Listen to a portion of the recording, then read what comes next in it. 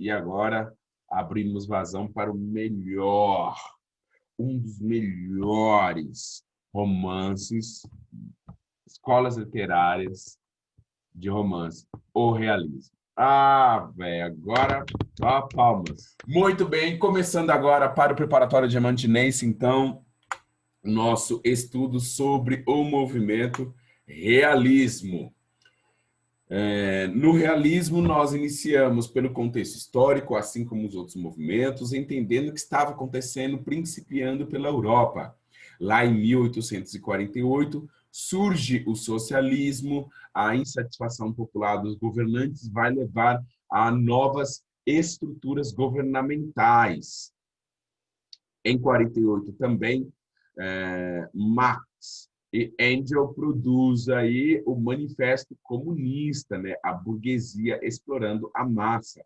Vai ser uma análise da classe burguesa em ascensão. E em 1848, Schopenhauer se sobrepõe a Hegel com as suas ideias acerca do pessimismo, sem a depressividade, e fazendo uma análise sobre o contexto social e histórico.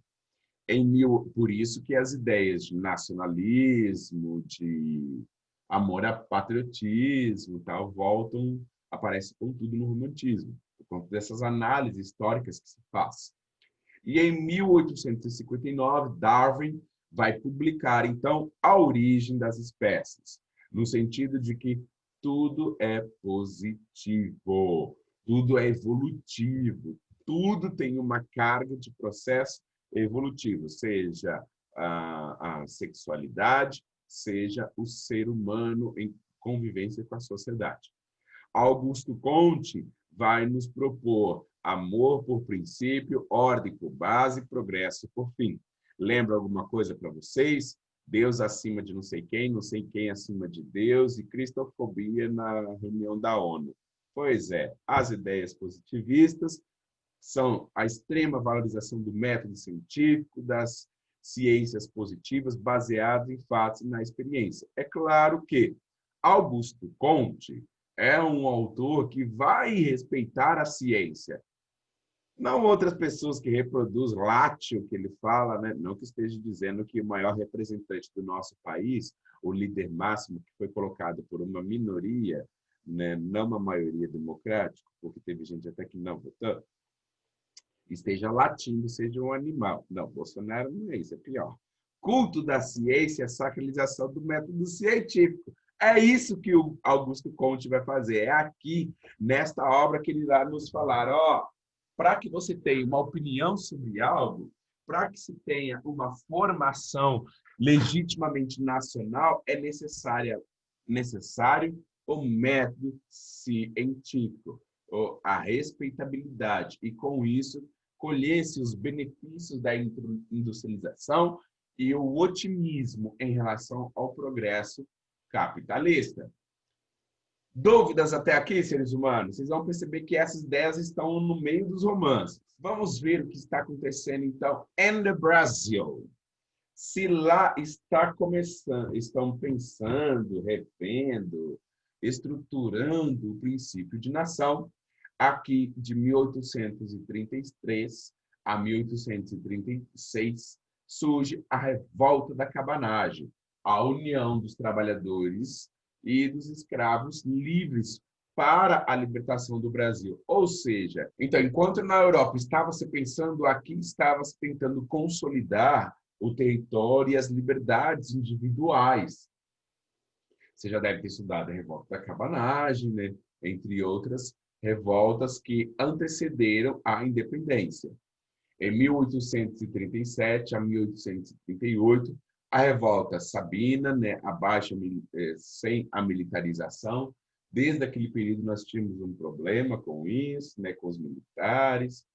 1835 a 1845, a Revolta Farroupilha, tentativa de separar o Brasil liberal do escravocrata, como se os sulistas fossem boa gente, né, pessoal? Ou raça, ó Curitiba, né? República de Curitiba.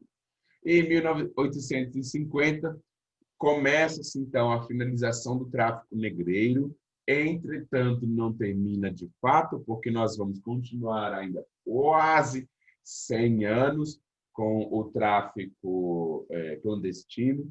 E, mano, 100 anos de tráfico clandestino? É claro que não, né? Só não estava institucionalizado. É o famoso para inglês ver. Surge, então, a classe pobre, a exploração do trabalho liberal no Brasil. É importante nós entendermos esse contexto no qual vai surgir o realismo, porque ele vai criticar exatamente esses fatos que nós estamos aqui falando. Enquanto surge vários tipos de leis para defender os escravos, há outra que tentam burlar esses direitos adquiridos. Entre elas, o próprio tráfico negreiro, ele é abolido, é proibido, mas ele continua por quase 100 anos na clandestinidade. Mano, qual trabalho clandestino vai conseguir se sustentar 100 anos se não tiver o apoio estatal? Nosso contexto histórico, é importante entender que o movimento realista vai surgir no século XIX, nesse momento que as ideias de liberalismo e democracia ganham espaço. Junto surge a abolição da escravatura, como falamos no módulo passado. As ciências elas vão evoluir para métodos experimentais. Isso que vai ser muito importante para o realismo. Atenção a isso, porque irá ser absorvido também para o movimento modernista da primeira, segunda e terceira fase. Nós estamos observando a partir de agora, então, os movimentos que irão influenciar o movimento literário que mais cai no Enem, que é o modernismo. Observação da realidade passa a ser vista, então, como os únicos capazes de explicar o mundo físico e influenciar o contexto psicológico dos indivíduos, dos grupos sociais. Em 1870, então, inicia-se no Rio de Janeiro uma certa agitação cultural, principalmente nas academias literárias, nas cidades de Recife, São Paulo, Bahia e Rio de Janeiro. Devido aos contatos frequentes com as cidades europeias, como França em especial, Portugal por conta de Coimbra, a questão Coimbrã, que é o rompimento com o romantismo, serão grandes influenciadores do realismo brasileiro. Houve também uma transformação no aspecto social com o surgimento da população urbana, o inchamento dos centros urbanos por conta da libertação dos escravos, libertação assim com muitas aspas, né? A desigualdade econômica, o aparecimento do proletariado e o drástico rompimento com o romantismo. Precisamos nos ater nesses fatos em especial. Temos que recordar que quando houve a libertação dos escravos, e aí eu estou me baseando nesta obra, baseando nestas duas obras para abrir estes comentários com vocês.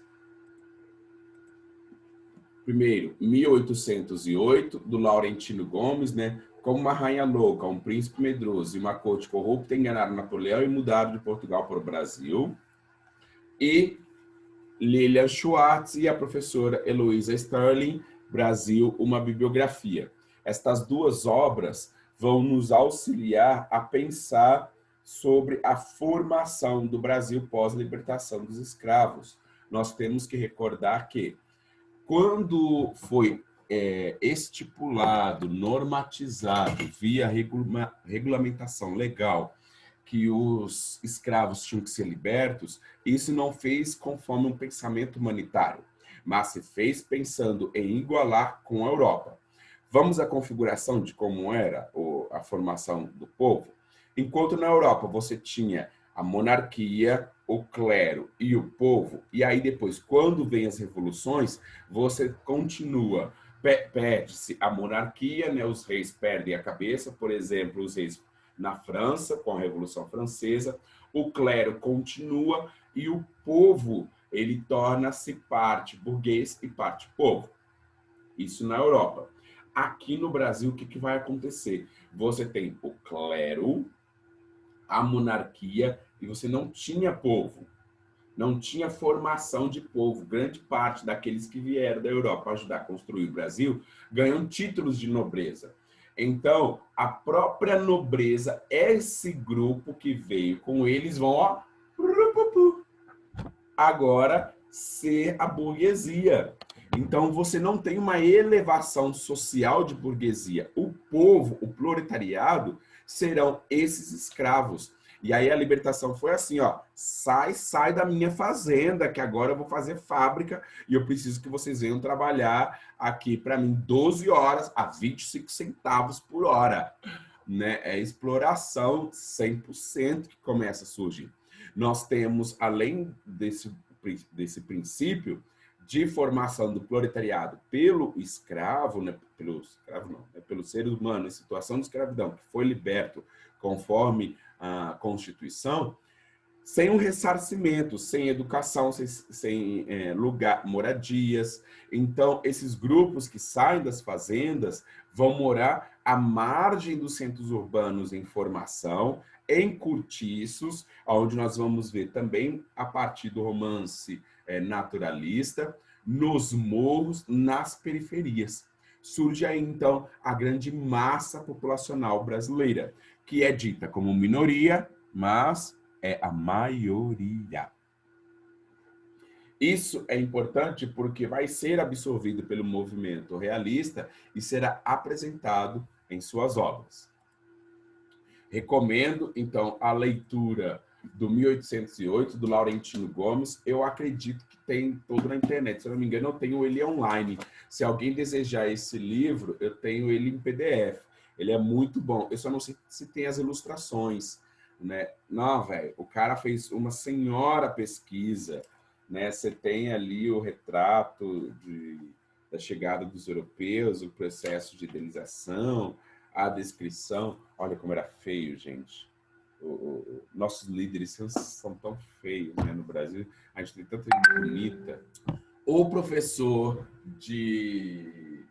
do pensamento formador teórico da literatura, Alfredo Bose, irá nos recordar um pouquinho sobre este momento da formação do realismo no nosso país, né? Página 179, né? Amo Alfredo Bose. Cara inteligente com boa. Aqui, ó, presta atenção no que o Alfredo Bose... E lembrando, Alfredo Bose, ele é um autor que vira e mexe, sacode, aparece nas provas de vestibular, tá? Ele nos fala assim sobre o realismo. É sempre válido dizer que as vicissitudes que apontam a ascensão da burguesia no século XIX foram rasgando os véus idealizantes que ainda envolviam a ficção romântica. Ou seja, está falando aqui do rompimento do que o realismo faz com o romantismo. Desnudam-se as mazelas da vida pública e os contrastes da vida íntima, e buscam-se para ambas causas naturais, raça, clima, temperamento, ou culturais, meio, educação, que lhes reduzem de muito a área da liberdade. O escritor realista tomará a sério as suas personagens e se sentirá no dever de descobrir-lhes a verdade no sentido positivista de dissertar os móveis de seu comportamento. O autor está querendo nos dizer o quê? Que o realismo vai beber das fontes das teorias cientificistas para poder explicar a atuação do homem, seja ela biológica no sentido de clima, de ter nascido assim, de naturalização, seja para a questão da cultura, como, por exemplo, a influência do meio. Nós temos como características do realismo a oposição ao idealismo romântico, não há exacerbo de sentimento. Obviamente que nós temos ali, né, pessoal, uma questão de amor, de gostar, de paixão, mas não se apresenta numa forma como no romance romântico, uma representação mais próxima da realidade, ou seja, com muita verossimilhança.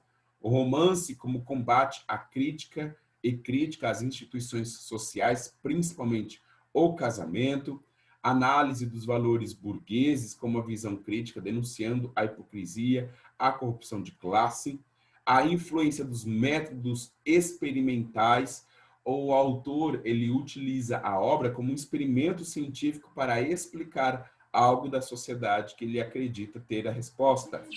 Uma narrativa minuciosa, repleta de detalhes, e os personagens são analisados psicologicamente. Todos esses elementos são constitutivos para nós entendermos que o realismo ele buscará compreender a sociedade, mais os elementos que acontecem com os indivíduos. Eu gostaria de compartilhar com vocês uma cena muito caracterizadora do movimento realista.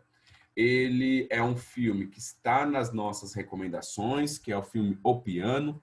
Recomendo a assistência, ele fala muito sobre esse período de rompimento com o romantismo e a entrada no realismo, na literatura. É um filme muito sensível, aclamado pela crítica, figurino, cenário, trilha sonora. Não, velho, maravilhoso. Essa cena, para mim, sintetiza muito o que o realismo vai fazer. Ele vai expor de forma clara, deliberativa, sem ressalva, toda a hipocrisia e o tratamento que é dado ao o casamento, em especial, e a mulher. Prestem atenção.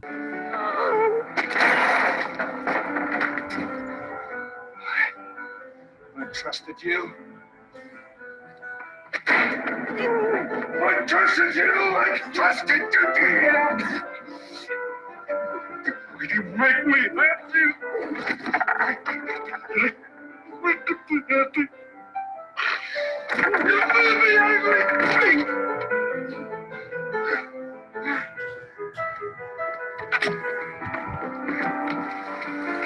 Lie to me.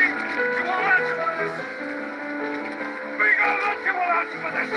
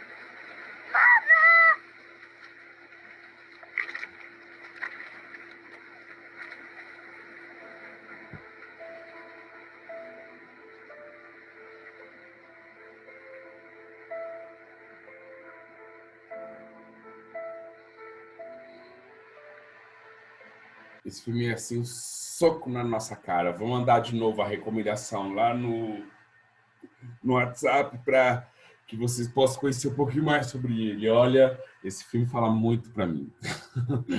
Fala muito, tem muito de realismo nele, muito. Eu fico imaginando hoje, meninas, mesmo tendo esse grande boom de violência que nós temos na nossa sociedade, que de forma relativa, vocês ainda estão mais protegidas, têm mecanismos de proteção. Agora, nesse período, as mulheres não tinham, não, velho. Então, deviam sofrer mesmo muito, com borra. Enfim. O cientificismo que nós encontramos nesta obra, nas obras literárias, tem o intuito de apresentar tratados estéticos científicos, ou seja, produzir obras com embasamentos científicos para comprovar aquilo que se acredita. Obras estas que são o positivismo, vindo lá de Augusto Comte, positivismo esse que vai influenciar também os elementos simbólicos do nosso país, como a bandeira, o hino nacional, as próprias Forças Armadas. Taine com o determinismo, Charles Darwin com o evolucionismo aí das ciências biológicas e das áreas sociais, assim como Augusto Comte, Marx com o socialismo científico e Engels com o materialismo histórico. Esses elementos, obviamente que eu acredito que vocês já devam também estar estudando, mas é muito importante ter a compreensão de todos eles como fonte para o realismo. E nós estamos vendo aqui Consolidação da Sociologia, Durkheim, Max Weber, a hora do Enem do canal Vestibular X. Muito bom, recomendo esse canal. Vamos continuar o nosso papo falando agora um pouquinho a respeito do processo de consolidação da sociologia. Bom, basicamente a gente vai dizer que a sociologia, como ciência, como disciplina autônoma no território das humanidades, ela vai surgir, ela vai se consolidar durante o século XIX, em meio a profundas transformações sociais, políticas e econômicas que vivia, sobretudo, a Europa. A luta de classes, a exploração do trabalho, o mundo industrial, tudo isso exigiu um novo aparato teórico para que fosse possível compreender essa nova sociedade. Bom, aliás, por esse motivo que a sociologia ficou conhecida como a ciência da crise, porque, de alguma forma, os primeiros sociólogos se interessaram por compreender criticamente essa crise, essa nova sociedade que surgia no século XIX. Bom, isso que o professor nos fala, essa crise, ela se dá literalmente no momento em que se rompe com o romantismo. Porque isso tem grande influência na ciência e na literatura. É a partir do romantismo, desse desvencilhar-se do movimento romântico, que começa a se pensar na nação plural, múltipla, numa nação econômica e num territorialismo como pátria. É por isso que o positivismo do Comte será um grande influenciador, além de que, no realismo, essa crise vai se apresentar como forma a analisar a sociedade. Esse que é o ponto mais central, que a sociologia é absorvida pelo realismo. Entender esta sociedade, essa nova formação de povo a partir das classes burguesas. Não percam isso. E foram 3 os pensadores que são considerados os pais da sociologia moderna. Os 3 porquinhos. Bom, aqui você está vendo um busto de Émile Durkheim. Aqui você está vendo uma imagem de Max Weber. E aqui, talvez o mais famoso dos 3 pais da sociologia moderna, Karl Marx. A gente vai dizer que a grande diferença de Durkheim, de Weber, de Marx, para os sociólogos que foram considerados precursores da sociologia moderna, é que os 3 se preocuparam em dar à sociologia uma dimensão científica. Bom, e o que significa dar uma dimensão científica à sociologia? Bom, significa, em primeiro lugar, tentar estabelecer um objeto de estudo específico. Esse objeto de estudo para a sociologia e os sociólogos, na literatura, será narrativa. Então, nós vamos ver que a construção da narrativa, a criação do personagem, do ambiente, são todos voltados como um grande experimento científico, no qual o autor pega um recorte da realidade, incorpora na sua narrativa e, ao descrever, ele faz essa análise sociológica. É por isso que nós falamos que o realismo e o naturalismo terão métodos experimentais, científicos em suas obras. Tudo bem até aí, pessoal? Vocês estão compreendendo o que eu e o professor estamos falando? Ótimo, porque isso é a análise que você vai fazer na sua prova. Em grande parte, as questões vestibulares, eles solicitam isso, que você analise o elemento científico que há nessa obra. Nós vamos conhecer na próxima aula os autores e as obras e talvez fique mais claro. Toda ciência tem que ter o seu objeto de estudo. E dizer que o objetivo da sociologia é estudar a sociedade é algo genérico demais. Mas não se trata apenas de definir o seu objeto de estudo. Mais do que isso, a ciência pressupõe também a construção de um aparato teórico que seja capaz de dar informações relevantes a respeito desse objeto de estudo. Acontece que isso traz para nós uma grande dificuldade, porque estudar a sociedade, estudar agrupamentos humanos, estudar indivíduos que formam coletividade, faz com que o pesquisador seja ao mesmo tempo objeto e sujeito do estudo. O que significa isso? Bom, uma das características importantes da ciência é a necessidade de um pesquisador mostrar um certo distanciamento dos seus objetos de estudo.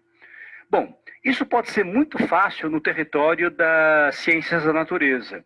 Quando alguém vai estudar bactérias num laboratório, é relativamente fácil conseguir esse distanciamento.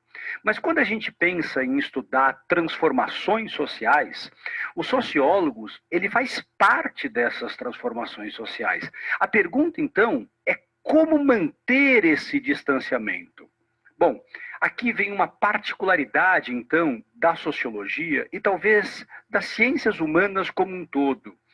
É muito comum que os sociólogos, e vamos lá, isso acontece com os três pais da sociologia, com Durkheim, com Weber e com Marx, os sociólogos, eles não só buscam a construção desse aparato teórico, mas eles somam tudo isso, vamos lá, a determinadas intenções práticas.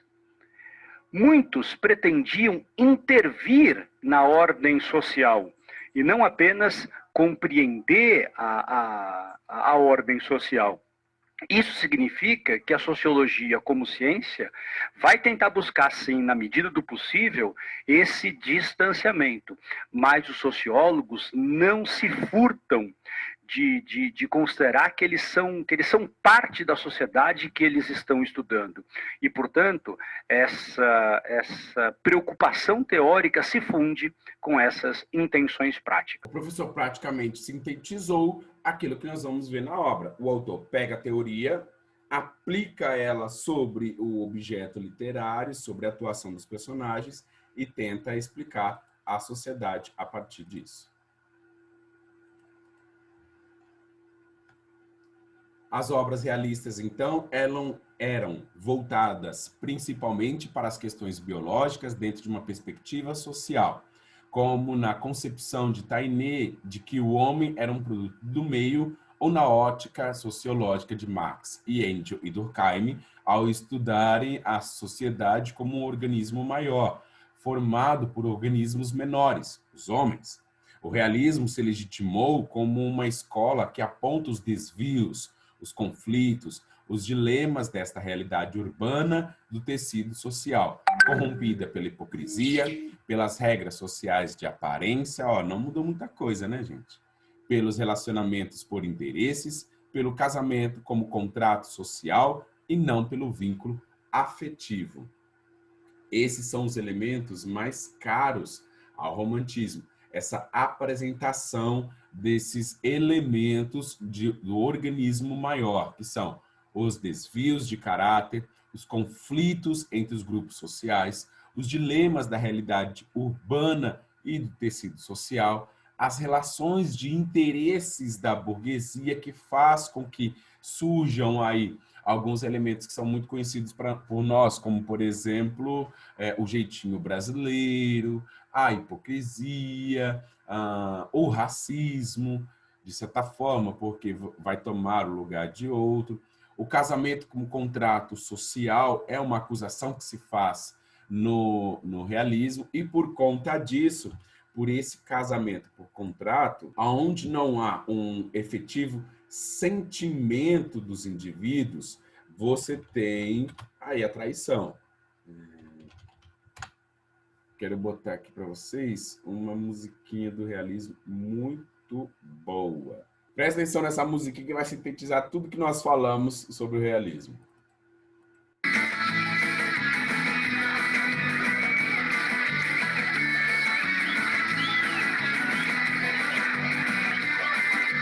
Chega de mela-mela, agora é nova visão. O realismo é crítico, romance de revolução. Muito bom. Chega de mela-mela, agora é nova visão. O realismo é crítico, romance de revolução. Visão objetivista, adultério é a maior chaga. Personagens são redondas, o homem mostrando a cara. Vou te contar uma história, essa é de Queiroz, que ataca a hipocrisia, pra tudo levanta a voz. No crime do padre Amaro, o padre e a Beata engravidou. Morreram Beata e filho, mas o crime continuou. Luísa no primo Basílio, sonha muito e não faz nada. Sacaneia seu marido e fica na mão da empregada. Muito bom. Chega de mela-mela, agora é nova visão. O realismo é crítico, romance de revolução. Chega de mela-mela, agora é nova visão. O realismo é crítico, romance de revolução. No Brasil quem ironiza é Machado de Assis. Revela com muito cinismo baixarias do país. Universalismo, humor negro, pessimismo, percepção. Dá pouco interesse ao enredo, só as personagens em questão.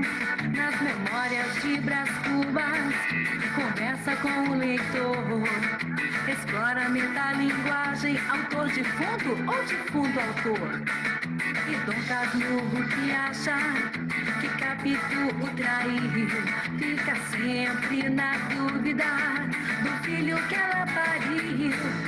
Chega de mela-mela, agora é nova visão. O realismo é crítico, romance de revolução. Chega de mela-mela, agora é nova visão. O realismo é crítico, romance de revolução. Todas as musiquinhas, essa é melhor. Esse refrão, chega de mela-mela, agora é nova visão. Sabe quando você é adolescente, você brinca de esconde-esconde, e aí tem aquela pessoa que você gosta, que você vai se esconder com ela, fica naquele mela-mela, aquele esfrega-esfrega. Eu sempre penso nisso. Nesse momento da música, né? Não fico só pensando nisso. Percebam as características, grande parte dos filmes que eu já recomendei para vocês, que eu vou começar a enviar novamente, vão te ajudar a entender. Assistam O Piano, Primo Basílio, Crime do Padre Amaro. Mano, vocês têm que assistir esse filme.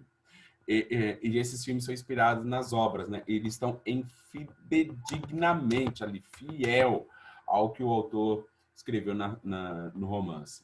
Então, é uma boa pedida. Seres humanos, próxima aula, então, de literatura, nós iremos conhecer as obras e os autores deste movimento literário. É um movimento muito gostoso, saboroso, porque ele fala muito próximo da gente, é por isso que ele vai influenciar o movimento modernista, que é o que mais é invocado pelos vestibulares. Espero que vocês tenham um dia ótimo. Muito obrigado pela atenção, pela compreensão e o carinho pelo meu trabalho. Até a próxima!